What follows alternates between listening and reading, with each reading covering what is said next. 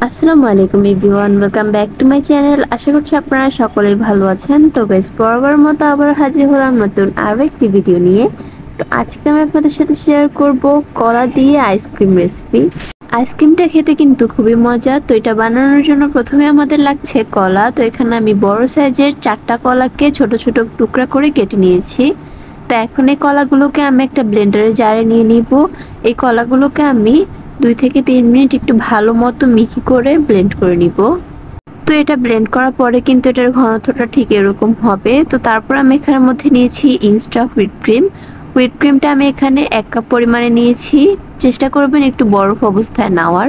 তারপর আমি একটা হ্যান্ড বিটারের সাহায্যে হুইপ ক্রিমটাকে একটু ভালো মতো বিট করে নিচ্ছি 2 থেকে 3 মিনিট। যখন এটা একটু বিট হয়ে আসবে, এটার মধ্যে আমি দিয়ে দিব কনডেন্স মিল্ক।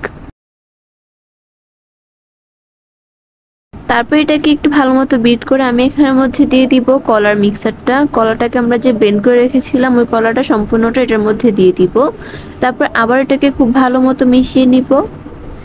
ভালো করে মিশানোর পর আমি এখানের মধ্যে দিয়ে দিব ভ্যানিলা এসেন্স। এখানের মধ্যে 1/4 টিস্পুন হবে।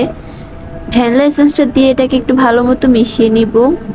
দেখার সৌন্দর্যের জন্য আমি এখানের মধ্যে সামান্য একটু ইয়েলো ফুড কালার ইউজ করছি। আপনারা চাইলে এটা স্কিপ করতে পারেন।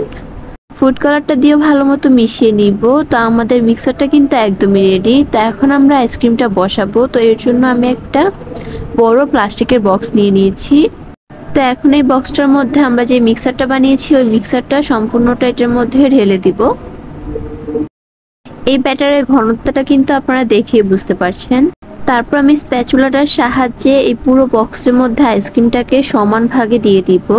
তারপর এখানের মধ্যে আমি সাইড দিয়ে যেই ক্রিমগুলো লেগেছিল ওগুলোকে পরিষ্কার করে নিব। তারপর এখানের মধ্যে আমি একটা প্লাস্টিক র্যাপার দিয়ে দিব। প্লাস্টিক র্যাপারটা দিয়ে এটাকে হাতের সাহায্যে ভালো মতো চাপ দিয়ে নিচ্ছি, যার ফলে কিন্তু এটার উপরে কোনো বরফ ক্রিয়েট হবে না। তো ঢাকনাটা লাগিয়ে আমি এটাকে 8 ঘন্টার জন্য ফ্রিজে রেখে দিব। তো 8 ঘন্টা পর ফিরে আসছি।